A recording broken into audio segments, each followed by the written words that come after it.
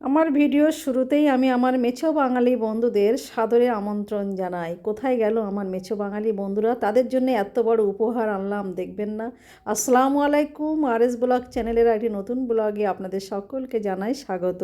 তো বন্ধুরা, এই মাছটি দেখতে পেলেন? এটা আমার মামার বাড়ির থেকে এসেছে। ওদের জলকার আছে, তো মামাতো ভাইরা এই মাছটা নিয়ে এসেছে। কত বড় গ্রাস কাপ মাছ, প্রায় 6 কেজির কাছাকাছি এই মাছটা। তো মাছটা আমিই কাটবো একটা চামচের সাহায্যে, ছোট্ট চামচের সাহায্যে এইভাবে আঁশটা ছাড়িয়ে নিচ্ছি।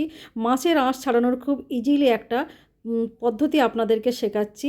এইভাবে বড় মাছ বাড়িতে আঁশগুলো এরকম চামচ দিয়ে ছাড়িয়ে নেবেন, তারপরে মাছটা ধুয়ে কাটবেন। খুব সহজ হয় মাছটা কাটতে। যাই হোক, আমি কেটে আপনাদের দেখাচ্ছি। আর তোরা একদম সন্ধ্যের টাইমে এসেছে। তো যাই হোক, সন্ধে হয়ে গেছে, আমি মাছ ছাড়াচ্ছি। আমি আর রান্নার দিকে গেলাম না। আমার ভাবি ওদের জন্য রান্না করছে। কী কী রান্না করছে পরে আপনাদের সব দেখাচ্ছি। তো আমি এই যে মাছটা কেটে নিয়েছি। মাছের পেটের মধ্যে কতটা তেল চর্বি, আর এরকম মাছের ডিমও হয়েছে। তো একটা মাছের পেটে ডিম আবার এরকম তেল চর্বি আমি দেখিনি। হয় ডিম হবে, নাই তেল হবে।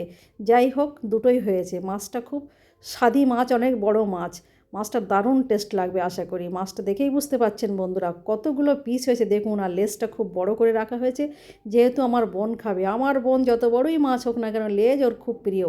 এদিকে মাছ কাটা ধোয়া কমপ্লিট হয়ে গেছে। ওদেরকে খেতে দিয়েছি। ওরা বাড়ি যাবে, তাড়া লাগাচ্ছিল সেই জন্যে। তো ওদের যখন খেতে বসিয়ে দিয়েছি তখন কারেন্টটা অফ হয়ে গেছে। আমি এমার্জেন্সি জ্বালিয়ে দিয়েছি। তো মজা করে আমি একটা মোমবাতিও জ্বালিয়ে দিয়েছি। আমি আবার বলছি ক্যান্ডেল লাইট ডিনার চলছে। যাই হোক, ওদের জন্য রান্না হয়েছে আলু ভাজা, বেগুন ভাজা, ডিম সিদ্ধ করে ভাজা হয়েছে, ঘন করে মসুর ডাল আর মাংস। এই দিয়েই ওরা ডিনারটা সারছে। তো খাওয়া হয়ে গেলে ওরা বাড়ি চলে যাবে।